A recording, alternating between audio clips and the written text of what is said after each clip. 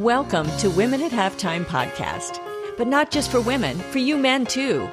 If you're at mid-career or the halftime of life, our inspirational topics are not only fun, but also meant to help you maximize and write your next chapter. Right here with me, Deborah Johnson. Well, hello. It is a pleasure being here with you today with our guest, Michael Hudson. Thank you so much for being with us today, Michael. It's a pleasure and a privilege. Thank you. Yeah, it's just great to be able to have you. And we have a guest just once a month, as if you know my format. Once a month, my husband, I drag him on, and we are on together. And then I speak a couple times a month. So just make sure you check out all the episodes, something different every single week. But I absolutely love this format and love having these guests because you have such an incredible story, Michael. We're going to get into that.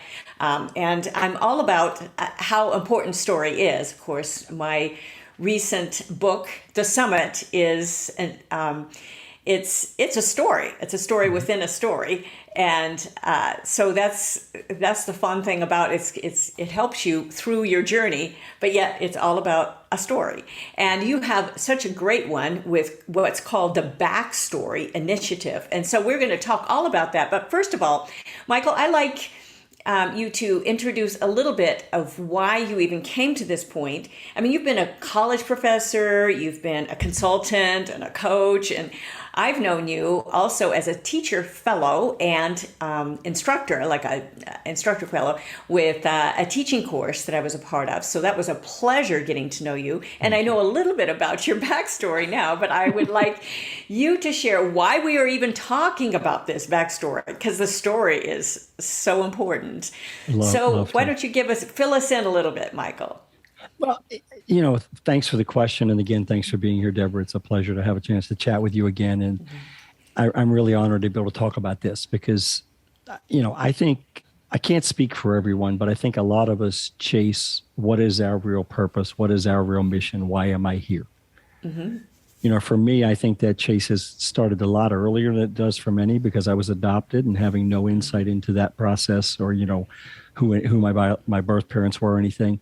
It made me very curious about story and so forth. I experienced some childhood trauma when I was 10 that my only way of recovering and moving through that at that time was I got fascinated by story. Little side thing you've probably never heard, right? We have this little thing at that time where I live. We had this little thing called the Bookmobile, which was basically a Winnebago library. And it would come to this little street corner that's about a tenth of a mile from my house. And I'd go down and you could get books and you could take them and come back. They'd come back 2 weeks later and get more. Well, they had a limit of 6 books per person, particularly for kids. And I could read 6 books in 4 days. Wow. So my mother built a relationship with the woman who ran the thing. And I would pick out 24 books every time it would come. And when I finished the first 6, she would go drive to this woman's house, take them back, and the woman would give her the next 6. And it was my retreat. It was my solace. It was my hiding place. It was also my path to understanding.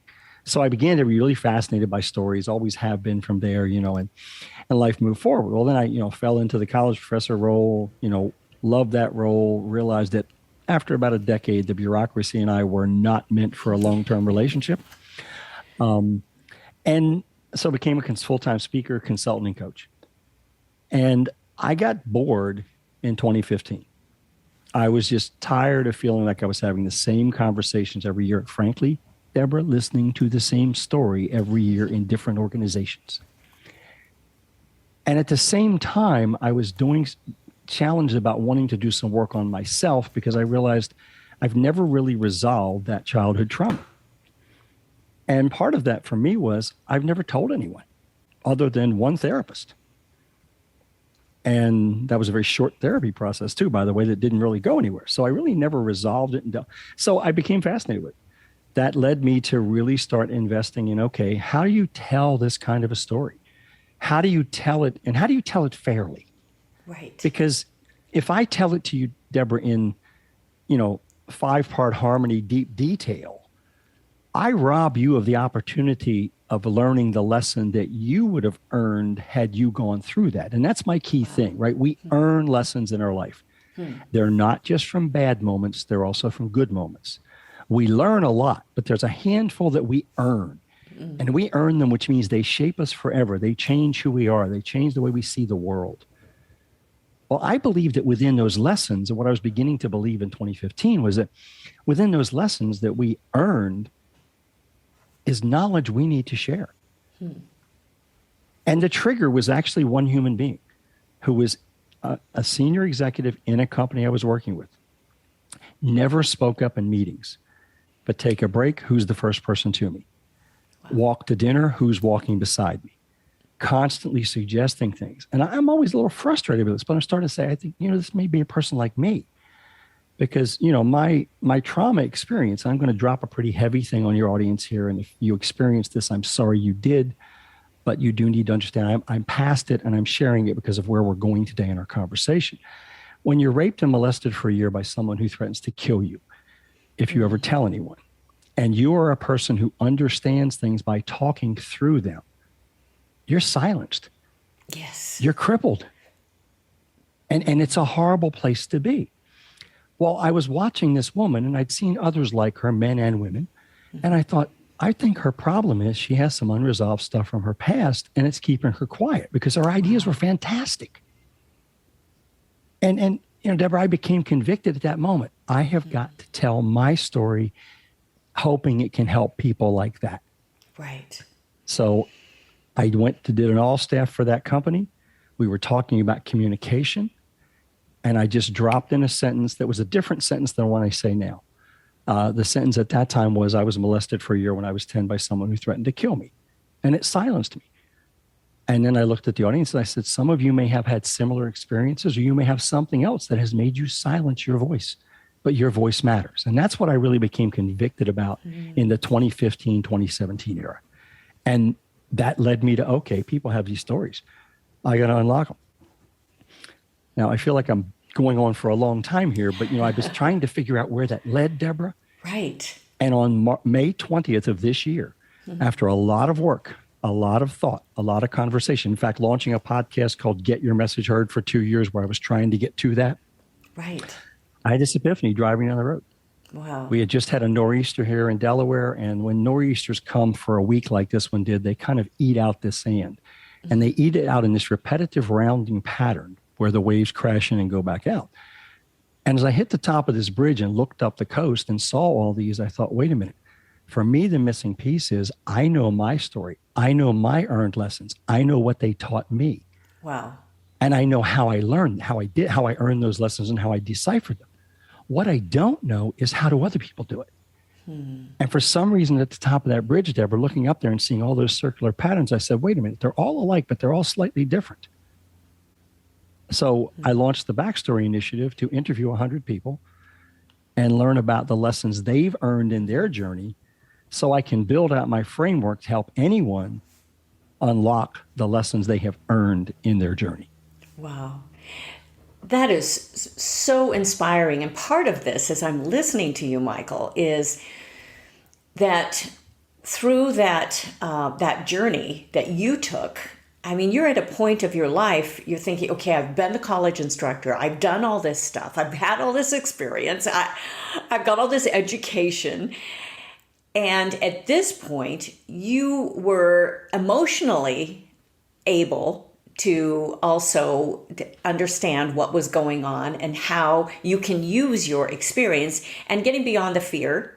Yeah. Because getting beyond the fear of not just, what you had growing up of someone killing you, but also getting along, past the fear of rejection or of people, or of people showing too much pity on you. It's like, well, no, I'm past it. I'm done. I'm just, and so you don't want to dwell on that. And so that sort of inclination of seeing, that those swirling waves and all of that happening, that you're able to say, well, there's a way out of that. It's just like the way out of the roundabout, as I speak about the way out of the round. There is a way. You have to kind of circle for a while sometimes, but there is a way out. You have to be brave enough to get beyond the fear, get beyond the hesitance that you have to even speak up. Yeah. and with some of the past, and to use that part of your past.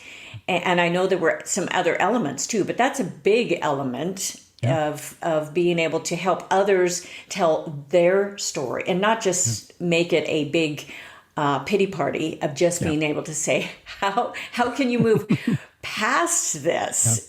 Because none of us want to listen to those victim stories forever and ever. And we've known those people. I've known those people. They're still in it. They're just still in it. They just can't get past it.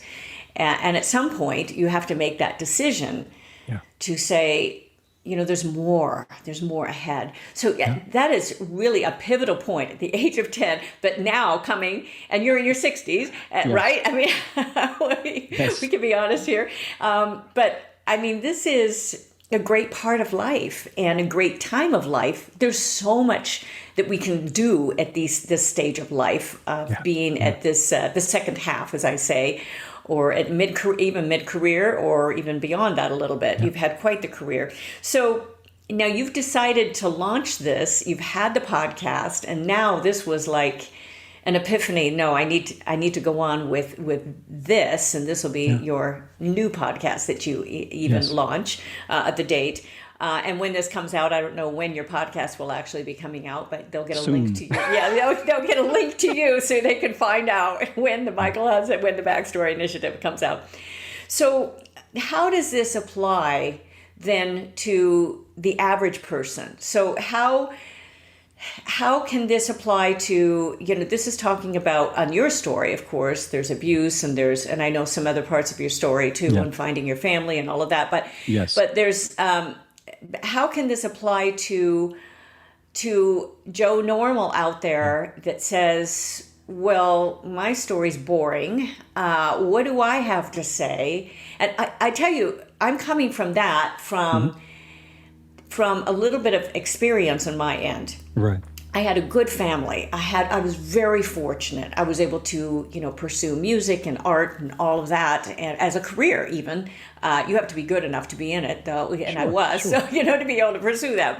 But also, I had those opportunities, and I didn't have to face what you faced. Yeah. And so when someone like me looks at my story, it's like, okay, so I don't have this dramatic turnaround and this, but I had some issues, definite issues that I've had to deal with personally. Yes. But why is my story even then worth telling? And is that something that people can learn from your story? Deborah, I'm so glad you put that way, because that's exactly the point to me.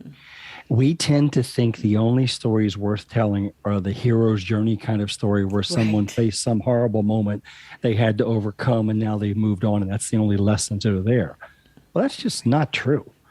The people who have had massive success have lessons they have earned in that journey to that success that other people are dying to know, because it can help them avoid pitfalls, overcome obstacles, and shorten the learning curve. And this whole idea to me is about how do you, it starts with a perspective. It starts with a belief. Mm-hmm. I believe every one of us was put on this planet with a purpose. I believe that journey that we travel is designed to teach us things, and that there are going to be moments that challenge us, either because they're making us reach further than we're comfortable with, or because they're taking us to a place that's very painful. And I do think the extremes matter here, right? And I believe those lessons that we earn from going past those experiences, and you go past them whether you figure out what they meant at the time or not. They shape you, they change you, they mold you. Mm-hmm. They affect every interaction you have moving forward. I read something the other day. I'm reading Marshall Goldsmith's new book, which the title is just escaping me at the moment. But it's this fascinating discussion in there about how we're never the same person twice. That, in the next moment that I speak, I will not be the person I was when I just said this. Now I'm someone different. Mm-hmm. If you look at your life as that, there's all these little moments of experience you have. And you take this perspective, what lesson did I earn from that experience? And to me, you recognize that lesson can serve other people. They don't need to relive it through my eyes. They need to see the connection to their life, their journey, their challenging moment, and realize someone has gotten past it. So the story I told you a few moments ago, Deborah, when I finally decided to share that in an all-staff meeting for that organization, when the meeting was over, the person I referred to earlier was standing in the back of the room, very uncomfortable. You could tell. 2 or 3 people came up and talked to me. And then as everyone left the room, she came up to me, put her arms around me and hugged me as tight as I've ever been hugged and began sobbing on my shoulder. Wow. And then when it calmed down a bit, I said, "What's going on?" I said, "First of all, I had no idea that you had experienced anything like that, given what you do." Mm-hmm. She said, "But secondly, that's my story. Wow. That's why I don't speak up. I don't think my voice has value." Now, I had the beautiful end, and this is actually what happened. It's not a scripted, nice ending. 9 months later, I'm back. I'm facilitating a process, and this person is speaking up in the room. At the end of the day, they remained in the room and said, "Thank you, because you shared what you shared. I went and got therapy and dealt with my issue and took a leave of absence, and now I know my voice matters." Wow. Now, to me, Deborah, that is my prima facie evidence that every one of us has things like that in our life that we were put here to share. Whether you believe in God, the universe, or whatever your belief is, there are reasons why we're here. Right. And that person, what I have experienced since I started doing this work in 2015, literally are countless times when people have crossed my path, I had a chance to maybe say a sentence to them or a word to them or to ask them a question. And then they cycle back later sometimes to say, "You have no idea how much that changed my life." That's what I think we're all here for. Right.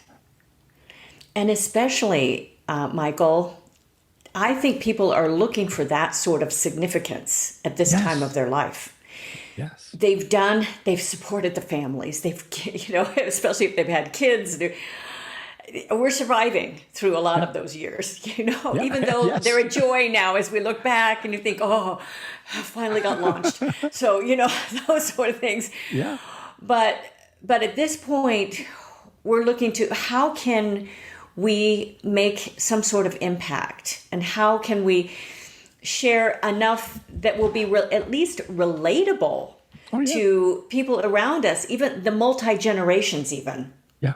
And you've got to believe that stories are stories, and they're timeless. We look at the fairy tales. In fact, I'm working on some online courses right now of a couple of the musicals that I've written, and the value of the backstory on those. One is a historical called Tsarina about the Russian Revolution. So I'm giving the history, the backstory, because it helps with the characters. Right. Well, the other is, one of the others is called Stilts, and it's a fairy tale. Well, so I'm going to do a little course on the background of fairy tales even. And they're fascinating. I mean, that's what I read growing up. My goodness, I got every single book I could, and then they start repeating, so,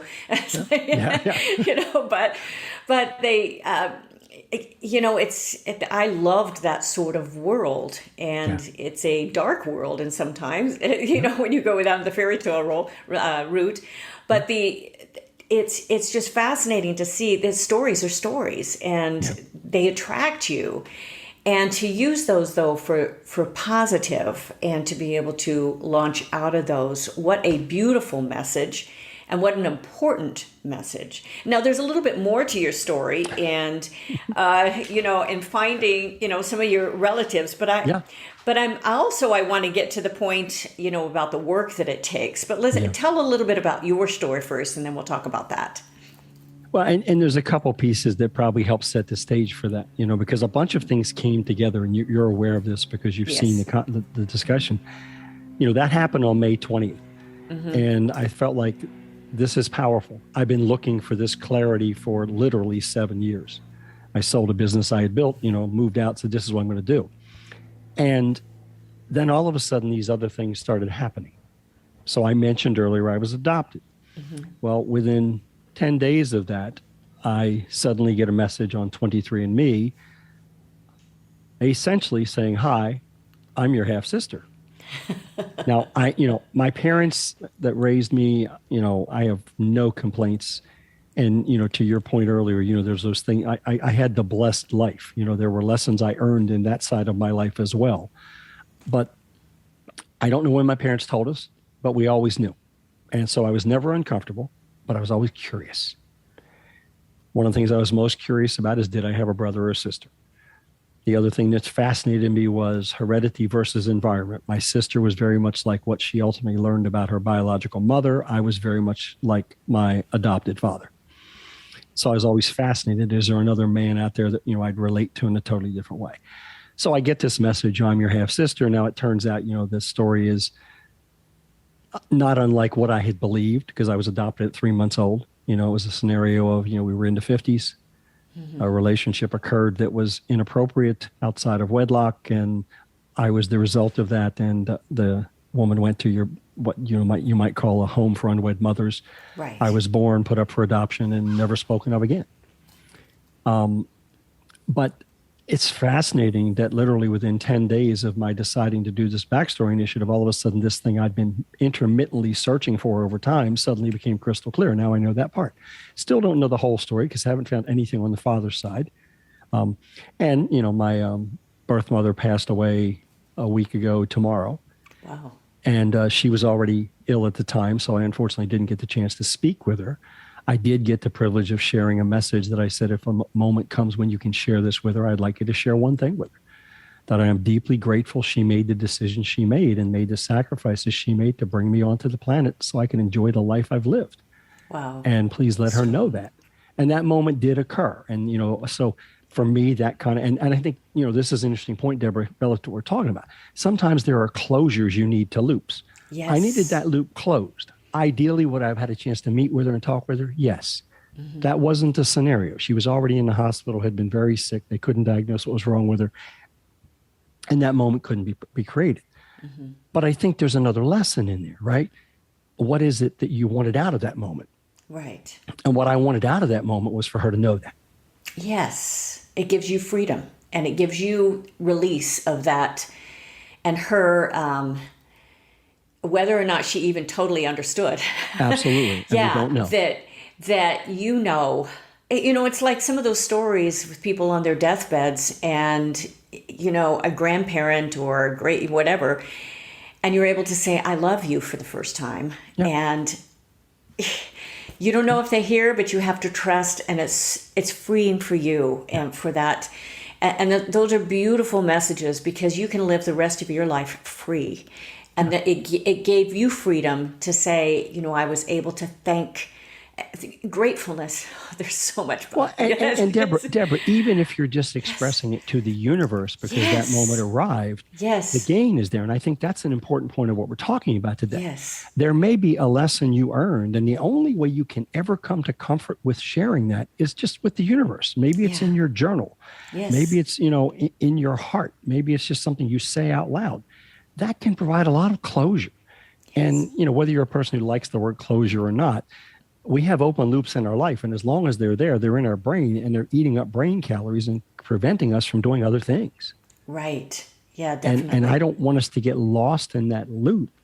And I don't want us to miss that moment, right? If you've experienced something and you hear someone say something and it's similar to that something you experienced that got in your way. Some of us way underestimate the value of me saying, I feel your pain. I experienced that too. Mm-hmm. And Deborah, this is going to sound harsh, okay? Mm-hmm. But I believe that's all you need to say and should say. Mm. Most people would say, I feel your pain. I had that happen to me when I was 12. And when this happened, and this happened, and this happened, and this happened, and this happened. Now what happened? You brought that person into your story and you robbed them of the moment to figure out what their story meant to them. And to feel the comfort and peace of mind that comes from, I know other people have experienced this and gotten beyond it in a different way. What a great point, Michael, because again, it comes back to that we have one mouth and two ears. And sometimes we just need to shut our mouth because then it becomes all about us and not about them. And they need to be, and just being quiet sometimes, it's hard. But just to be able to hear somebody else's, they'll go on. It's like, oh, well, they have that freedom. They're not going to be, talked over or to put down. And we see that a lot. We see it a lot in interviews too. But yeah. And I think that's the ultimate gift, right? The ultimate gift is to give them the opportunity to go where they need to go with whatever you just shared, whatever question you just asked, Right. instead of waiting for your turn. Right. Right. Yeah. Very, very important point. I think it's been very applicable to me, and I've learned too as a podcast host. Make sure I'm listening. I have, because it's so easy to now just to elaborate, and how much we all know. So, yeah, definitely. So, well, what are some of these, one of the potential roadblocks of, unlocking some of those lessons earned with others, but what about for ourselves as we are looking to unlock some of those roadblocks? I mean, what are the things that hold us back besides, the fear and some of those other, are there other things that you have defined? This is where I have to put in the thing. I'm not a therapist. I wasn't trained as a therapist. I mean, I'm trained as an economist, for heaven's sake.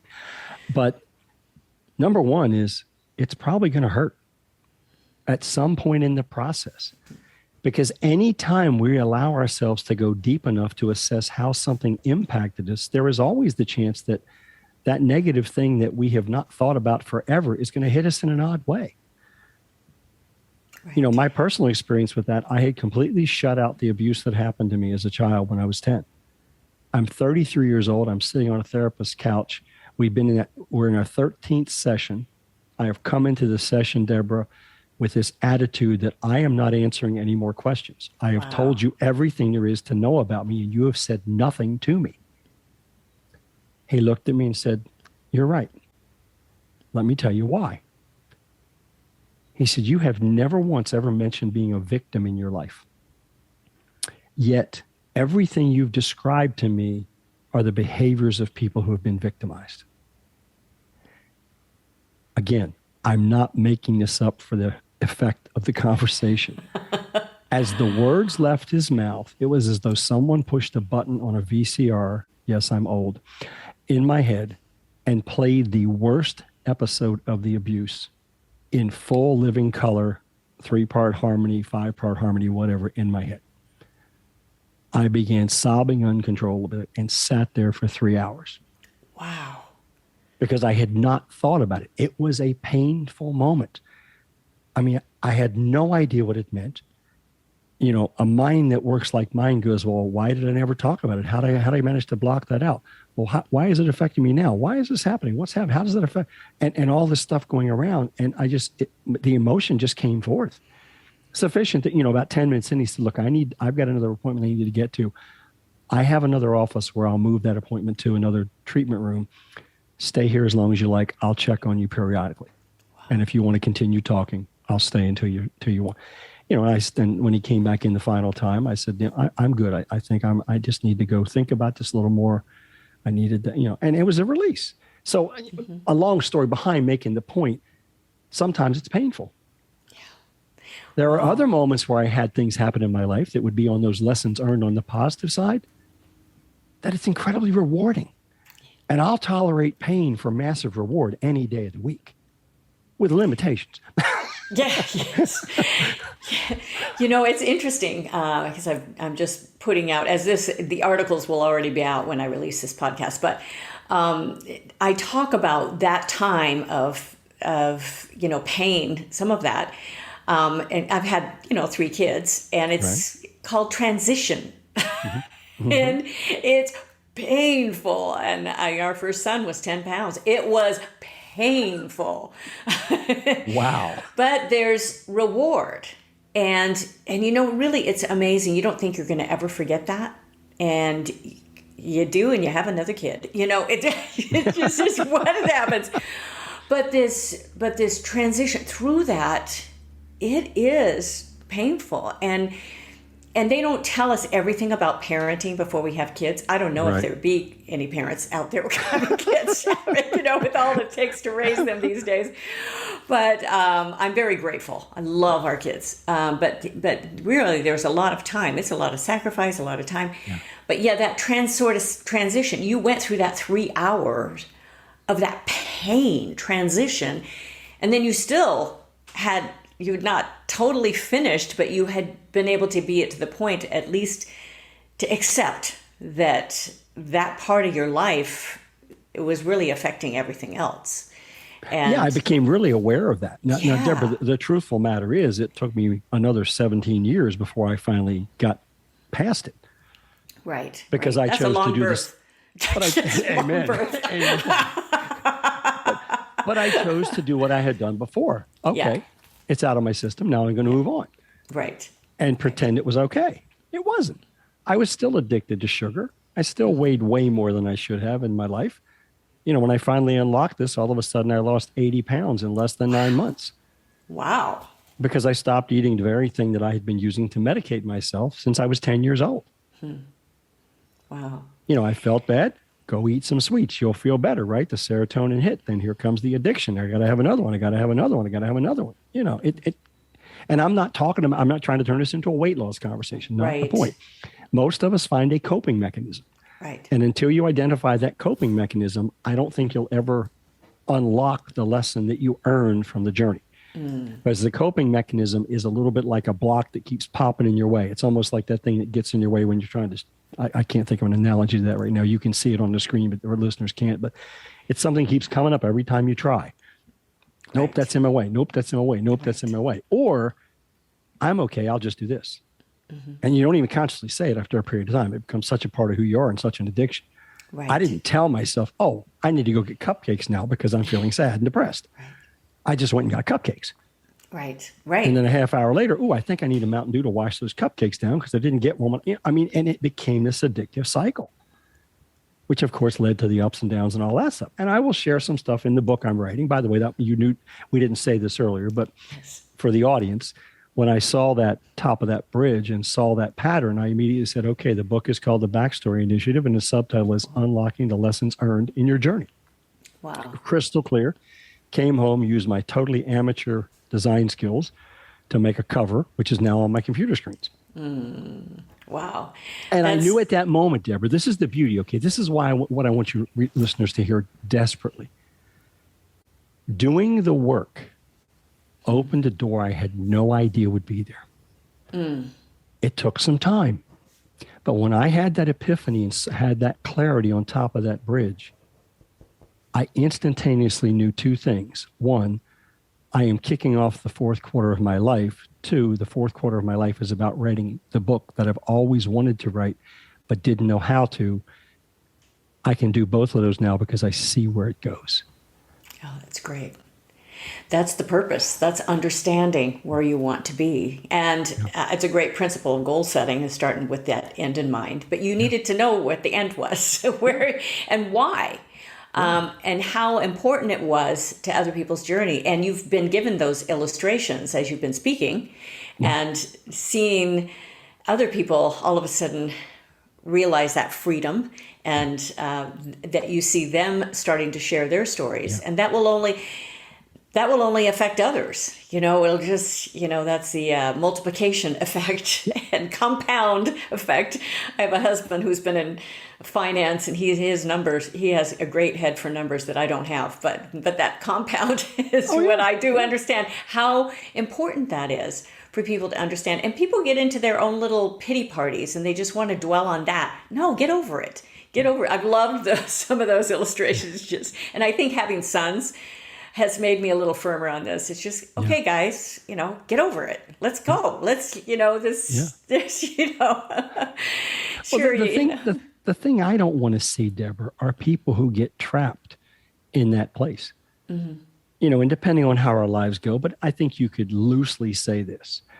Anything that happens to us in that first couple of decades of our lives will shape the next couple of decades to some degree, depending on the degree to which we let it. The bad may impact it more, the good may impact it more, depends on a whole lot of things we can't control.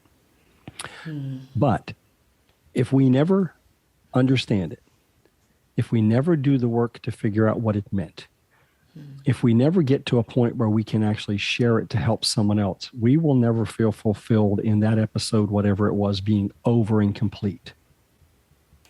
And we will put a lid on our impact. And we will miss these amazing opportunities. Because I'm not alone in having evidence to say the people who need to hear the lesson from you will be brought across your path. They just will. And you won't even know it. That's the problem. The problem is we think we have to see it. We have to know it for it to count. No. I had a conversation with someone about 3 years ago that called me. I didn't really remember having ever met the person. The name didn't resonate, didn't register in my head. And I said, so, and he asked me, called me about something. And I said, so why me? He said, because I knew you'd have the answer. I said, well, help me understand why you felt that. He said, because I had a problem 3 or 4 years ago, and I reached out and was listening to a podcast that you were a guest on, and you said something that was the answer. And he told me exactly what I said. Now, that was a moment I didn't know about. So yeah, I'm making this point, Deborah, I'm telling that story to make one point.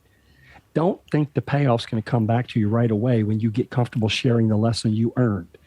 Trust that it will be there. And if you never hear about it, that's perfectly fine. That's why you met that person. Yeah. I love that phrase, lesson you earned, because that means you've done the work.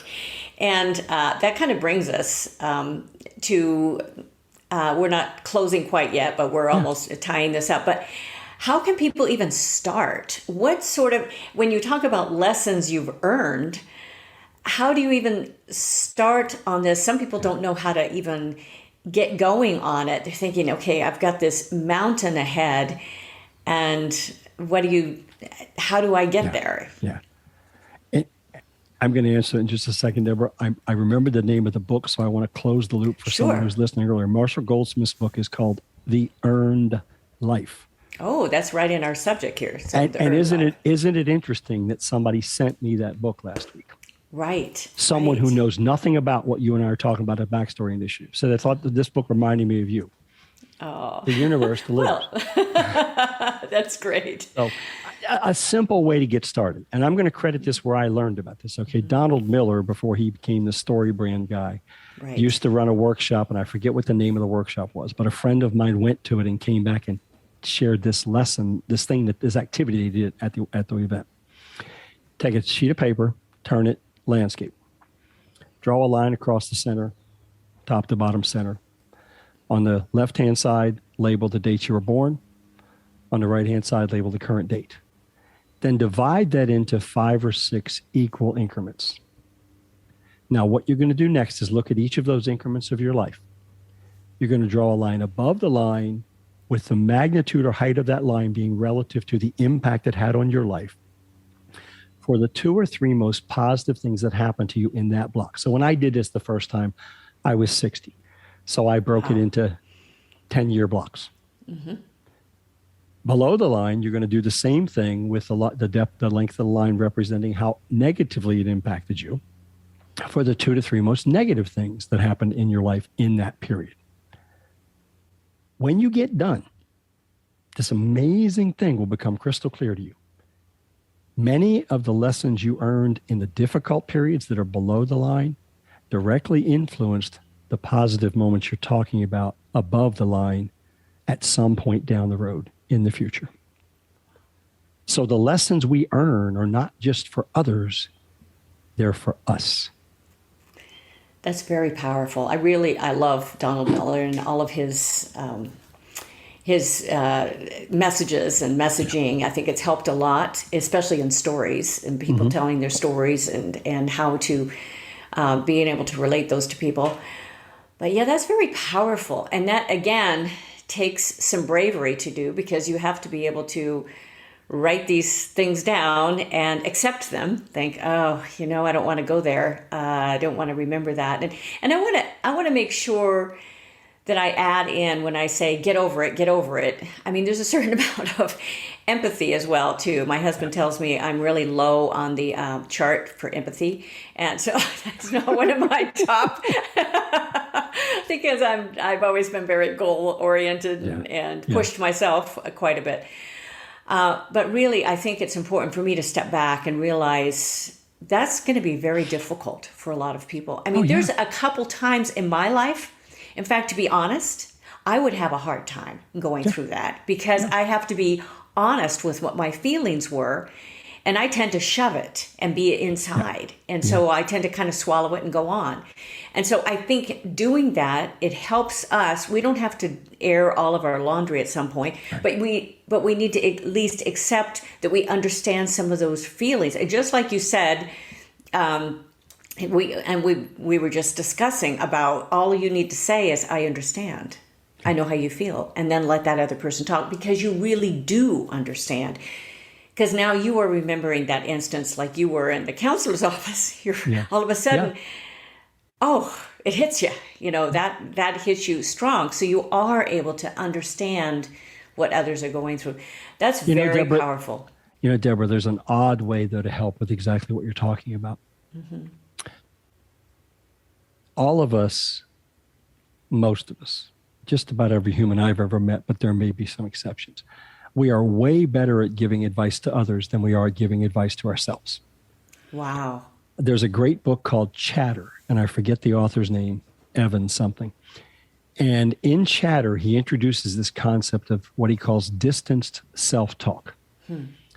And the idea is this, that if you're sitting there, Deborah, and saying, well, why do I feel this way?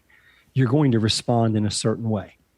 On the other hand, if you were answering the question, why does Deborah feel this way? You will answer it differently, because your mind shifts out of fixing me mode into helping someone mode. That is a great point of giving a little bit different perspective as well. Well, so when you do that timeline, yes, instead of saying, here's my timeline, here's Deborah's timeline. Mm-hmm. Yeah. It's not a manipulative thing. It works. It helps to reduce the tension, because you stop. Your mind doesn't run down that path of, let me beat myself up for all the reasons I haven't dealt with this yet. Let me share my frustration. Let me feel the anger, the angst, and all that. Right. So I've added that detached self-talk in when I use this with people, because I find they can go deeper faster and not get bogged down. Now, they may have to go back and get bogged down later to work through it and get past it. But I don't want to get bogged down while they're trying to just map the picture and, frame the story. Right. Great words, really great words of advice. And I love it. You're able to mention a couple of these books. And again, with the article that I put out every podcast, you will get some of those links that are directly in the article if you're wanting to go through some of those books. But also that you're such a reader. So I think that's, readers are leaders, and we're always learning, and, just constantly. So, well, Michael, as we tie this up, I want you to kind of leave everyone with maybe one big thought that you'd like everyone to leave with, and also how they can reach you. And those links will be in the article as well, but I want you to verbalize that as well for people that are just listening, and to be able to get a hold of you. Sure. Well, let me address the last one first. Yes. Easiest thing, just email Michael at michaelhudson.com. Mm-hmm. And the website for this. So we haven't talked about the approach, right? The approach I'm taking with the Backstory Initiative, Deborah, is to be very open about it. So I am literally not creating a website. I'm going to do a Substack blog where I do all the writing, where I post the podcast interviews that I do, and just essentially say, here's the behind the scenes path of how I went through these 100 interviews and what I'm discovering, which is also my way of beginning to do some of the heavy lifting on the book writing. Right. So I'm not sure where that will live. I know I bought some domain names, and I haven't remember which one I think I bought 3, because I'm not sure which I want to use. But by the time this comes out, I will know. So we'll put it in the show notes. But and the email address, Michael at michaelhudson.com. If this story resonates with you, if what we're talking about today touches you in some way, and maybe you think you have a story that I should hear, or you have an idea, or you have an example of when you've done some of this work, please email me if you're comfortable and just share it with me, because I'd love to hear it. As for advice, and I'm so glad you said more than one word, because I read the question in your pre-work said one word. It's like, I can't come up with one word. Who of us can? You're a speaker. We can't come up with one word. I was going to say, she's not really serious about that, because she knows neither her nor I could say one word. But it's this. It's that your story matters. You're here for a purpose, and there are people who can learn lessons only from you. And the lessons you're here to share are the ones that you have earned. the ones that are a part of you, the ones that shaped who you are, the ones that are baked into your bones, the ones that were difficult, the ones that were easy. But what was the thing you learned there, that lesson you earned and owned, that allows you to add a word here, a phrase there, a statement here, to decide to respond to a social media post with a comment that's going to change the way someone sees something? And I just want to beg you to, first of all, recognize that. And two, trust the moment when you're moved to share it. Don't overthink it. Just share it. Because you don't know who needs that at that moment. And you may never know that they got it. But please don't hesitate to share because you're concerned about whether they got it or not. Just share it. But share it in service to them. Not in the fulfilling myself need to make myself feel valuable because I share that I experienced this. More in the sense of what I learned about that is this. That is so powerful. It's the emphasis on others again, and of the giving. And that's a real leader that's able to serve. You know, it's a servant leadership, and it's that's a style I really believe in, and how important that is. Well, Michael, this has been an absolute pleasure. So much fun to, it's been an impactful story. I should say so much fun, but those are like tough things you've shared today. There's fun and impactful stories. Yeah, but it's great to be together here. We're across the country from each other, and we're able to do this.